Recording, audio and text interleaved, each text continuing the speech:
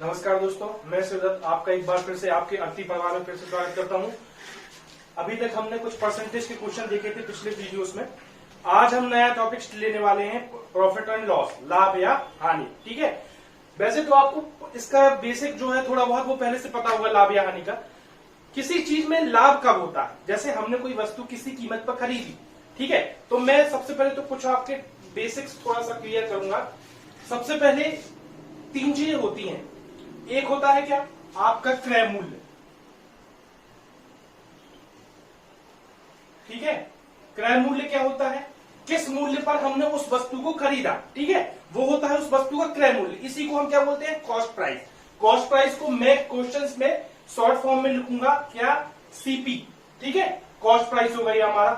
फिर होता है विक्रय मूल्य। विक्रय मूल्य मतलब कितनी कीमत पर हमने उस वस्तु को बेचा, वो क्या हो गया हमारा? विक्रय मूल्य। वो हमारा विक्रय मूल्य। इसको हम क्या बोलते हैं? Selling price. मैं इसको क्या लिख सकता हूं? एसपी। ठीक है, अब अगर क्रय मूल्य से विक्रय मूल्य मतलब जितने में हमने उसको खरीदा उससे हमने उसमें ज्यादा में बेच दिया, तो वो हमारा क्या हो गया? लाभ हो गया। मतलब अगर क्रय मूल्य से ज्यादा विक्रय मूल्य हो गया तो इस कंडीशन में क्या होगा? हमारा लाभ। ठीक है, इसको क्या बोलेंगे हम? प्रॉफिट। ठीक है, और अगर दूसरी कंडीशन, अगर क्रय मूल्य हमारा ज्यादा है और हमने उसको कम में बेचा तो हमारी क्या होगी? हानि। मतलब अगर क्रय मूल्य ज्यादा है, विक्रय मूल्य कम है, ठीक है, तो हमारा क्या हो जाएगा? हानि, यानी लॉस। ठीक है, तो ये तो हो गया बेसिक्स। ठीक है, अब हम कुछ इसके क्वेश्चंस करेंगे। उसके पहले आपने अभी तक अगर प्रॉफिट एंड लॉस पढ़ा होगा तो आपको ये मालूम होगा कि बुक्स में और हर जगह प्रॉफिट लॉस के ढेर सारे कम 20-25 फॉर्मूले भरे रहते हैं। हर चीज की, हर कंडीशन का एक अलग फॉर्मूला है। लेकिन हम ये यहाँ पे जो आज प्रॉफिट एंड लॉस पढ़ेंगे, मैं उसमें विदाउट फॉर्मूला आपको प्रॉफिट लॉस पढ़ाऊंगा। कहीं पे कोई भी फॉर्मूला यूज नहीं होगा। बच्चे क्या करते हैं कि पूरे फॉर्मूले याद करने बैठ जाते हैं। अगर क्रय मूल्य समान है तो फॉर्मूला ये होगा, अगर विक्रय मूल्य समान है तो ये होगा, अगर एक कंडीशन में लाभ हो रही है और दूसरी कंडीशन में हानि हो रहा है तो फॉर्मूला ये होगा, अगर दोनों कंडीशन में लाभ या दोनों कंडीशन में हानि है तो उनके फॉर्मूले ये होंगे। फॉर्मूले उलझ के जाते हैं, हमारे क्या है, कंसेप्ट वहां पे बिगड़ जाती है, हम वहां पे कंफ्यूज हो जाते हैं। इस चीज से बचने के लिए हमें फॉर्मूला पे फोकस नहीं करना है। हमको क्या फोकस करना है कि हम इस चीज की कंसेप्ट पर जाएं। ठीक है, अभी तक मैंने जो आपको यूनिट वैल्यू सिखाई है उसका सही यूज कैसे करते हैं वो हम समझेंगे प्रॉफिट एंड लॉस में और रेशियो में। आगे जो हम रेशियो के क्वेश्चंस करेंगे उसका सही यूज यहां पे समझ पे आएगा। अभी तक हमने जो परसेंटेज यूनिट मेथड में जो रेशियो बना के जो यूनिट वैल्यू हम ले रहे थे उसका सही यूज कैसे करते हैं और क्या होता है उसका प्रैक्टिकल यूज, वो हम सीखेंगे आपका यहाँ पे प्रॉफिट एंड लॉस में और रेशियो के क्वेश्चंस में। ठीक है, तो अब हम उठाते हैं प्रॉफिट एंड रेशियो के क्वेश्चंस। ठीक है,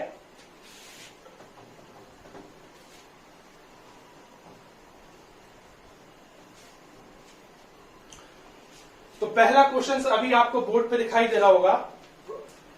क्वेश्चन क्या कह रहा है कि मोहन ने अपना आधा प्लाट, उसकी प्लाट की कीमत की है 50,000। मोहन ने 50,000 रुपए की कीमत का आधा प्लाट कितने में? 10% के प्रॉफिट पर बेचा, और आधा पार्ट जो है वो कितने पे? 15% के प्रॉफिट पर बेचा। ठीक है, तो दोनों में जो भाग है उनमें कुल कितना प्रॉफिट उसको मिला, ये हमारा क्वेश्चन कह रहा है। अभी तक उम्मीद करता हूं कि आप क्वेश्चन को समझ पा रहे होंगे कि क्वेश्चन हमसे पूछ क्या रहा है। 50,000 कीमत का उसका प्लॉट था, उसने अपना आधा प्लॉट 10% प्रॉफिट पर बेचा है, आधा प्लॉट अपना 15% की प्रॉफिट पर बेचा है। ठीक है, तो हमें उसका टोटल प्रॉफिट उसका निकालना है। तो ठीक है, तो आइए इसको सॉल्व करते हैं। अगर मैं आधे प्लॉट की बात करूं, अब हम स्टार्ट करते हैं इसका सॉल्यूशन। कैसे निकालना है हम इस क्वेश्चन को? देखिए, आधा प्लॉट बेच रहा है, 50,000 की कीमत है, तो आधा प्लॉट कितने का हुआ उसका? आधा प्लॉट हुआ 50,000 का, आधा, यानी 25,000 का हमारा आधा प्लॉट हुआ। ठीक है, अब आधा भाग वो कितने पे बेच रहा है? 10% के प्रॉफिट पे। हमने सीखा है 10% को हम क्या लिख सकते हैं? 1/10 प्रॉफिट पे बेच रहा है, यानी ज्यादा पे बेच रहा है, प्लस। ठीक है, 10 पे 1 ज्यादा। हमें क्या निकालना है? प्रॉफिट। ठीक है, यहां पे हमें सेलिंग प्राइस नहीं निकालना है। तो 10% प्रॉफिट यानी 1/10, लेकिन अब हमें प्रॉफिट मतलब उसका 1वां भाग ही हमें निकालना है। तो मैं अगर आधा प्लॉट की कीमत क्या है हमारी? 25,000, 25,000 का 1/10 कितना हो जाएगा? 2500। ठीक है, 2500 हमारा हो गया आधे भाग का प्रॉफिट। ठीक है, और अगर बाकी का आधा भाग की बात करूं मैं, तो बाकी का आधा भाग कितने प्रॉफिट पर उसने बेचा है? 15% के प्रॉफिट पर। ठीक है, 15% को मैं 15/100 लिख सकता हूं। इसको काटने की जरूरत इसलिए नहीं है, हमें हर जगह इसको सिंप्लीफाई नहीं करना है। क्यों नहीं करना है? क्योंकि हमारी वैल्यू में ऑलरेडी जीरोस हैं। जीरो से जीरो जब पहले ही सिंप्लीफाई हो जाएंगे, हर जगह कैलकुलेशन को टफ बनाने की कोशिश नहीं करनी है। हमें क्वेश्चन के अकॉर्डिंग और वैल्यू के अकॉर्डिंग अपने क्वेश्चन को सिंप्लीफाई करना है। ठीक है, तो बाकी का आधा पार्ट हमने 15% के प्रॉफिट पर बेचना है। ये हो गया, इसको निकाल लेंगे। 3750 ये प्रॉफिट निकला, और ये 2500 ये प्रॉफिट निकला। इसको जोड़ दीजिए, है ना। अगर मैं दोनों के प्रॉफिट को जोड़ दूं,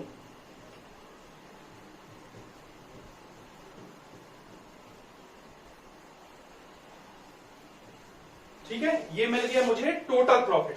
ये मेरा जो है ये फर्स्ट वाले पार्ट का प्रॉफिट है, और ये मेरा जो है ये सेकंड पार्ट का प्रॉफिट है। ठीक है, और ये मेरा क्या निकला है यहां से? Total profit. लेकिन मुझे अगर इसका परसेंट वैल्यू निकालना है कि कितने परसेंट प्रॉफिट निकला, तो वो कैसे निकलेगा? अब देखिए, ये टोटल प्रॉफिट निकला तो है, लेकिन ये आधे आधे भाग पर निकला है। अगर इसके पूरे का प्रॉफिट अपन को निकालना है, तो पूरी वैल्यू क्या थी? पूरी वैल्यू उस प्लॉट की 50,000 थी, यानी उस प्लॉट का क्रय मूल्य क्या था? 50,000। लाभ या हानि में हम जो भी प्रॉफिट लॉस निकालते हैं, वो किस पे निकालते हैं? क्रय मूल्य के पास। जब तक हमारे पास हमारा क्रय मूल्य नहीं होगा, हम कैसे पता कर पाएंगे कि लाभ हुआ है कि हानि? ठीक है ना। तो यहाँ पे हमारे प्लॉट कितने का था? 50,000 का था। ठीक है, तो 50,000 का प्लॉट था, ये हमारा क्रय मूल्य। प्रॉफिट हुआ कितने का? 6,250 का। इसका परसेंट प्रॉफिट हमें बताना था, तो मैंने, ठीक है,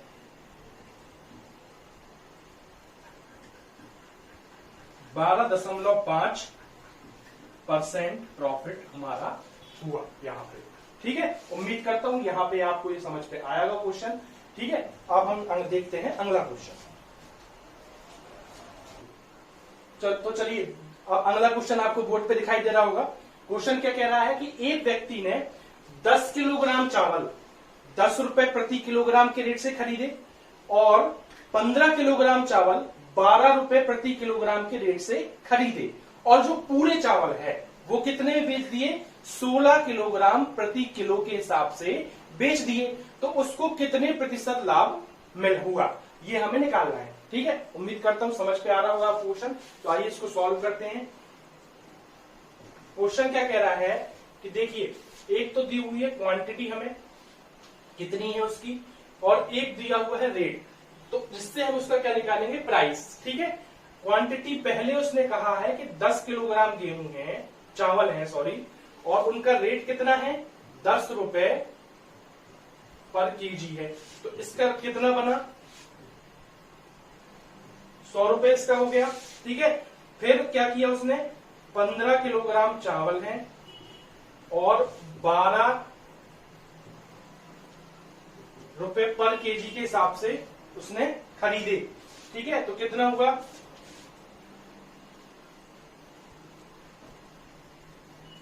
180 रुपए ये हो गए। ठीक है, तो ये खरीदा हुआ है उसका। 10 किलोग्राम चावल इस रेट से खरीदे, 100 रुपए के पड़े। 15 किलोग्राम चावल इस रेट से खरीदे, 180 के पड़े। तो हमारा जो क्रय मूल्य है वो कितना बना? इन दोनों का टोटल। यानी जो हमारा क्रय मूल्य बना वो हमारा 280 रुपए बना इस पूरे चावल का सीपी। पूरे चावल का सीपी 280 रुपए बना। ठीक है, अब वो क्या कह रहा है कि ये पूरा चावल हमारा कितना है 10 किलोग्राम और 15 यानी 25 किलोग्राम हमारा टोटल चावल हुआ। और इस चावल को उसने कितने से बेचा 16 किलोग्राम 16 रुपए पर केजी के हिसाब से उसने बेच दिया। तो इसका कितना बना हमारा रेट सेलिंग प्राइस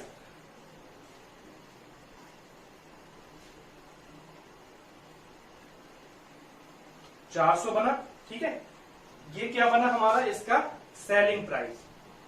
पूरे चावल को ये जो 25 किलोग्राम चावल था हमारा इसको उसने 16 किलोग्राम रुपए पर केजी के हिसाब से बेचा तो 400 रुपए उसने बेचा। हमें क्या निकालना है टोटल प्रॉफिट निकालना है। क्रय मूल्य हमारे पास दिया हुआ है, ठीक है, और विक्रय मूल्य भी दिया हुआ है। ठीक है, तो प्रॉफिट निकाल सकते हैं। प्रॉफिट क्या होता है हमारा विक्रय मूल्य माइनस क्रय मूल्य। ठीक है, तो 400 280 ठीक है, तो कितना 120 रुपए हमारा क्या हो गया प्रॉफिट हो गया। ठीक है, ये हमारा प्रॉफिट निकला है। अब प्रॉफिट अगर परसेंटेज पूछता है तो इसका परसेंट भी निकाल सकते हैं हम। कैसे निकाल सकते हैं 120 रुपए प्रॉफिट हुआ कितने पे हुआ क्रय मूल्य क्या है सीपी क्या है 280 पे हुआ और परसेंट के लिए 100। ठीक है, ये 3/7 ये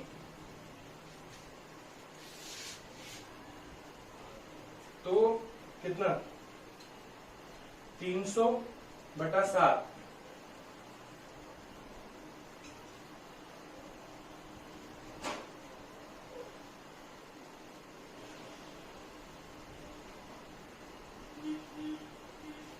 6/7 ये हमारा क्या हो गया परसेंट प्रॉफिट यहाँ पे निकल आया। ठीक है, उम्मीद करता हूँ ये क्वेश्चन भी आपको समझ पे आया होगा। अब देखते हैं इसका अगला क्वेश्चन।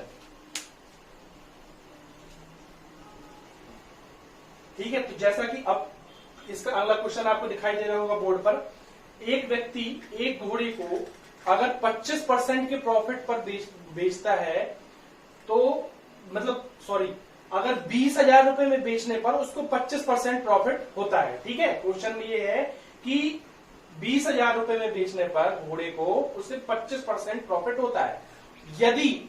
यदि वह उसे 40% के प्रॉफिट पर बेचना चाहे तो उसे कितने में बेचना पड़ेगा। ठीक है, ये हमें निकालना है। तो चलिए इसको सॉल्व करते हैं।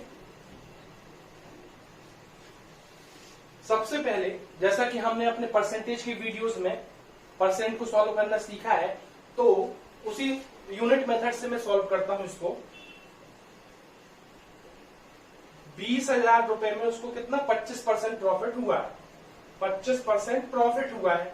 25% को मैं क्या लिख सकता हूं 1/4 4 पे 1 का प्रॉफिट हुआ है यानी कितना मिल गया 5/4। ठीक है, अब ये प्रॉफिट हुआ है 25,000 पे यानी इस 5 यूनिट की वैल्यू जो है वो कितनी है वो है 20,000 क्योंकि ये है ना 4 पे 1 ज्यादा यानी 5 पे बेचा है तब इस 5 यूनिट की वैल्यू जो है वो है 20,000। तो 1 यूनिट की वैल्यू कितनी आ गई 1 यूनिट की वैल्यू 4,000 रुपए आ गई। ठीक है, तो क्रय मूल्य भाई ये क्रय मूल्य है। क्रय मूल्य पे 1 का प्रॉफिट यानी 5 ये विक्रय मूल्य। जब भी इस कंडीशन में ये हमारा क्या था सीपी और ये हमारा क्या है एसपी। सीपी पे 1 का प्रॉफिट हुआ है तो ये हमारा एसपी बन गया। ठीक है, ये एसपी 20,000 पे बेचा तो कितना 25% की प्रॉफिट पे 20,000 में बेचा है उसने।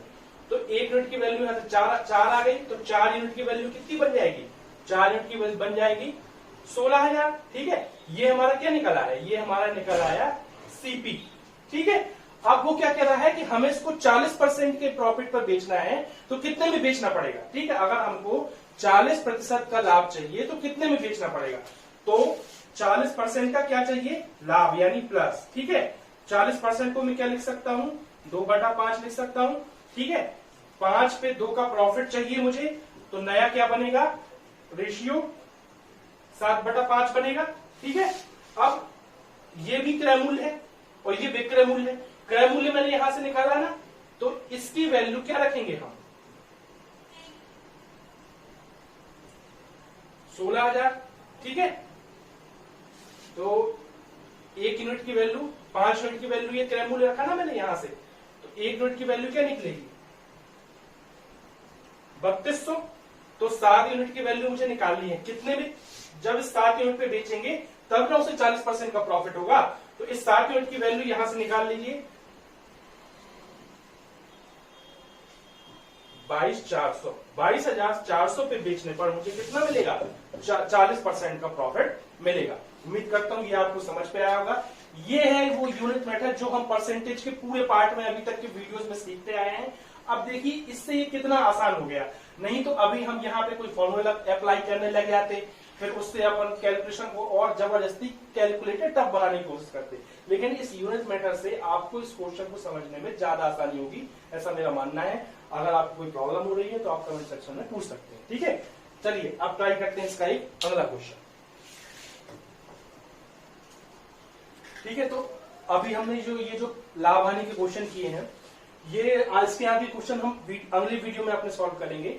अभी हमने जो परसेंटेज के क्वेश्चन किए थे उसमें एक टाइप का आपका इंपॉर्टेंट क्वेश्चन रह गया था, जो आप अगर आप अभी तक आपने एग्जाम दिए होंगे बहुत सारे, तो आपको इस टाइप के क्वेश्चन मिले होंगे। जैसे कि एक क्वेश्चन आपको भी ये स्क्रीन पे दिखाई दे रहा होगा कि यदि चीनी के मूल्य में 20% की वृद्धि हो जाती है तो हमें उसकी खपत को कितना कम करना पड़ेगा कि उसका जो खर्च है परिवार का वो अपरिवर्तित रहे, मतलब खर्च चेंज ना हो। चीनी के मूल्य में वृद्धि हो गई है तो हमें अपनी खपत कितनी कम करनी पड़ेगी कि हमारा खर्च में बदलाव ना हो। ये इस टाइप के क्वेश्चन आपको हर एग्जाम में 1-2 क्वेश्चन मिलते हैं। ठीक है, तो ये कुछ एक इंपॉर्टेंट टाइप रह गया था, तो मैं चाहता हूं एक बार आप इस टाइप को भी समझ लें। अब देखिए ये क्वेश्चन जो है आपके 2 प्रकार से आता है। जैसे इसमें उसने आपसे पूछा इस क्वेश्चन में कि जो खर्च है उसमें बदलाव ना हो, यानी खर्च सेम रहे। ठीक है, और एक जो दूसरा टाइप आता है कि वो पूछता है कि खर्च में इतना वृद्धि हो जाए या खर्च में इतनी कमी हो जाए। तो पहले ये जो जिसमें बदलाव ना हो इस क्वेश्चन को हम देखते हैं। ठीक है, इसको सॉल्व करते हैं हम। कितनी वृद्धि हो रही है, 20% की वृद्धि हो रही है। चीनी की कीमत में 20% की वृद्धि हो रही है। 20% को हम क्या लिख सकते हैं, 1/5, 5 पे 1 की वृद्धि हो रही है, मतलब 6 पे 5 पे 6 हो रहा है।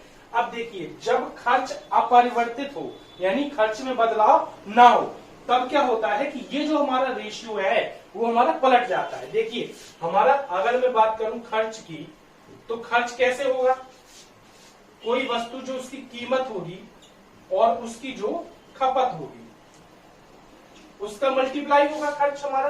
ठीक है, कीमत होगी, कीमत इंटू जितना हम उसकी खपत करते हैं वो, तो हमारा क्या निकलता है, खर्च। ठीक है, अब अगर पहले कीमत 5 थी, ठीक है, और मैंने मान लिया कि खपत कितनी 6 थी, तो हमारा खर्च 30 निकल आया। ठीक है, लेकिन अब अगर इसका उल्टा हो जाता, क्या हो जाता कि कीमत हमारी बढ़ के कितनी हो जाती, 6 हो जाती। ठीक है, तो कितनी खपत करनी पड़ती कि खर्च अपरिवर्तित रहे। खर्च अपरिवर्तित रहे मतलब खर्च अभी भी हमको कितना 30 ही चाहिए खर्च, तो हमें इसका क्या खपत 5 करनी पड़ेगी, तभी ना ये 30 निकलेगा। मतलब ये जो 5/6 का रेशियो बन रहा था वो क्या होगा, पलट जाएगा रेशियो। तो अगर मैं ये 5 पे 6 हो गया, यानी ये 5 पे 6 हो गया, 1 बढ़ गया। ठीक है, यहां पे 1 की कमी करनी पड़ेगी हमें। जब भी खर्च हमारा अपरिवर्तित रखना है हमें, तो ये जो रेशियो है ये पलट जाएगा। ठीक है, मतलब अगर 5 पे 6 कीमत हो जाएगी तो खपत क्या हो जाएगी, 6 से 5 हो जाएगी उसकी खपत। ठीक है, तो मतलब 1 की कमी करनी पड़ेगी। उसने क्वेश्चन में क्या पूछा, खपत में कितनी कमी करनी पड़ेगी, 1 की कमी करनी पड़ेगी। कितने पे, 6 पे, 6 पे 1 की कमी, तो 1/6। और कितने प्रतिशत कम करना पड़ेगा, तो इंटू 100, अगर प्रतिशत में पूछता है वो। ठीक है, तो इसका हमने, इसका कितना निकलेगा, 16 सही 2/3%। ठीक है, ये हमारा हो जाएगा आंसर, यानी इतनी कमी उसको करनी पड़ेगी। उम्मीद करता हूं ये समझ पे आया होगा। इसका एक टाइप और, मतलब जब वो हमसे कुछ खर्च में बदलाव करवाएगा तो वो कैसा होगा वो हम और देख लेते हैं एक बार। चलो तो आइए इसका एक टाइप का और देखते हैं हम इसका, जब हमें खर्च में बदलाव करना है। तो क्वेश्चन हमारा यहाँ पे क्या कह रहा है कि यदि चावल की कीमत में 30% की कमी कर दी जाती है, चावल की कीमत में 30% की कमी कर दी जाती है, तो खपत को हमें कितना बढ़ाना चाहिए, कितने प्रतिशत बढ़ाना चाहिए कि जो खर्च है वो उसमें कितनी 10% की कमी है। इसके पहले वाले क्वेश्चन में क्या था कि खर्च हमारा अपरिवर्तित रहे, उसमें बदलाव ना हो, लेकिन यहाँ पे क्या कह रहा है वो हमसे कि खर्च में 10% की कमी हो, कीमत में 30% की कमी हो रही है, खपत को कितना बढ़ाना चाहिए कि खर्च में 10% की कमी हो। तो आइए देखते हैं इस टाइप के क्वेश्चन को कैसे सॉल्व करना है हमें। अब देखिए पूरी बात हमारी परसेंटेज में हो रही है, तो मैं क्या मान लेता हूं कि 100 यूनिट यानी 100 ये हमारा क्या है, खर्च है, ठीक है। अब अगर उसमें 30% की कमी हो रही है, किसमें, कीमत में, ठीक है, तो इसमें 30% की कमी निकालिए आप, कितना हो जाएगा 70 यूनिट ये बन जाएगा हमारा, ठीक है। लेकिन हमें क्या है, कितना निकालना है कि खर्च में कितनी कमी आए, 10% की कमी आए, मतलब इसमें 10% की कमी हमें चाहिए, तो ये कितना बनेगा 90 यूनिट बचेगा, ठीक है। अब देखिए यहां हमने कीमत में 30% की कमी कर दी, यहां पे हमें चाहिए कितना, खर्च में केवल 10% की कमी चाहिए, तो यहां पे अंतर कितना है, यहां पे अंतर है 20 यूनिट का, ठीक है। ये 20 यूनिट का अंतर है, कितने पे है, 70 पे। भाई ये है, ये मतलब जो चाहिए हमें, ये क्या है, करंट, मतलब जो वर्तमान की है ना, और ये हमारी क्या है, वास्तविक है, जो हमारी कमी है, ठीक है। तो हमें 20 की बढ़ाना पड़ेगा, 20 बढ़ाना पड़ेगा 10% की कमी के लिए, किस पे बढ़ाना पड़ेगा, 70 पे, और इसका परसेंट वैल्यू पूछा है हमसे, तो 2/7 का परसेंट क्या होता है, 28 सही 4/7%। अब इसको सॉल्व करके देख सकते हैं, ये हमें इतने प्रतिशत की वृद्धि करनी पड़ेगी ताकि हमारा खर्च केवल 10% घटे, ठीक है। उम्मीद करता हूं ये टाइप का क्वेश्चन आपको समझ में आया होगा। ये एक टाइप का केवल बचा रह गया था हमारा, जो मोस्टली एग्जाम में आता है, इसलिए मैंने इसको थोड़ा इंपॉर्टेंट समझा। लाभ हानि के आगे क्वेश्चन हम अपने अगले वीडियो में करेंगे। उम्मीद करता हूं अभी तक का आपको मटेरियल आपको समझ पे आया होगा, अभी तक के क्वेश्चन आप कर पा रहे होंगे, समझ पा रहे होंगे। अगर आपको सब सारे क्वेश्चन समझ पे आ रहे हैं तो लाइक कीजिए, सब्सक्राइब कीजिए, अधिक से अधिक शेयर कीजिए और हमारे वीडियोस को, हमारे चैनल को सहयोग कीजिए। धन्यवाद, जय हिंद, जय भारत।